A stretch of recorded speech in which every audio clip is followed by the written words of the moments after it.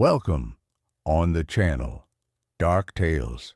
Before we begin, don't forget to support me by subscribing, liking the video, and sharing it with your friends. Before we begin, go to a quiet place and listen and focus on the true story of Anthony's friend. Let's get started. Anthony was a 27-year-old man, quiet and withdrawn, living on the edge of existence. After losing both of his parents in a tragic car accident during his teenage years, his life slowly began to fall apart. He drifted through meaningless jobs, failed relationships, and endless nights filled with silence and shadows. Depression didn't creep into his life. It consumed it. Most days, Anthony sat alone in his small, dimly lit apartment, speaking to no one. The only voices he heard were the ones in his head. Over time, he became obsessed with obscure books, dark texts he found on forbidden forums buried deep within the internet. They spoke of parallel worlds, spirits beyond comprehension, and hidden gateways to places not meant for the living. One book stood out among them all. It was titled The Third Reflection. No author was listed. Its pages were filled with strange symbols and warnings. On the very first page, a single line was written in bold ink. If you're already close to the edge, do not open this book. What lies beyond is not salvation. It is the beginning of true suffering. But Anthony didn't fear suffering anymore. He lived in it every day. He was ready. One cold, silent night, Anthony followed the ritual described in the book.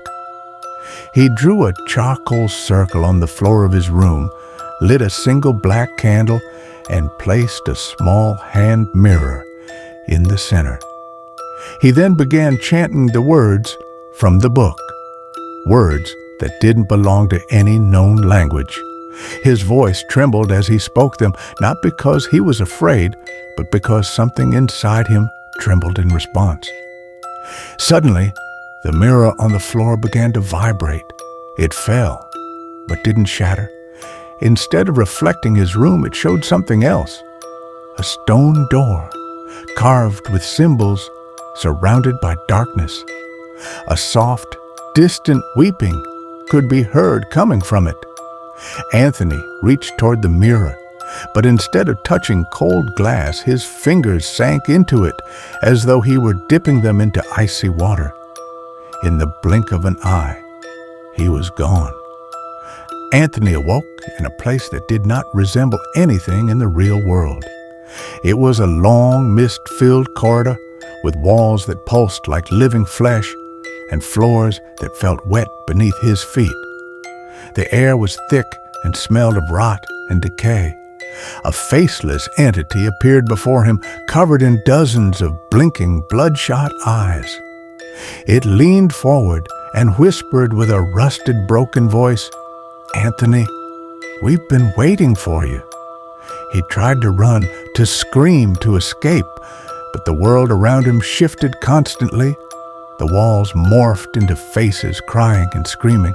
Hands stretched out from the fog, clawing at him. Time lost meaning. He wasn't sure if hours had passed or years. Then he began to hear familiar voices.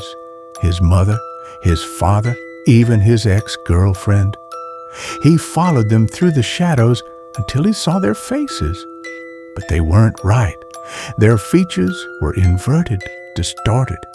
Each of them had a single eye in the center of their forehead, and they all spoke in unison. "You didn't come here to find us. You came because you lost yourself." Suddenly, the cursed book appeared before him again, The Third Reflection, but this time it screamed with a human voice, begging him not to open it. But it was too late. 3 days later, Anthony was found lying on the floor of his apartment. His eyes were open. He was breathing, but he was unresponsive. Doctors couldn't explain it. His brain was active, but his mind was simply gone. Since that day, Anthony hasn't said a single word. He sits for hours, staring into the same mirror, but it no longer reflects him. Instead, it shows someone else, someone who smiles just like him, but isn't him. At night, strange markings appear on the walls of his room, written in an unknown language. They change daily. The last message said, "The door is still open." Who's next?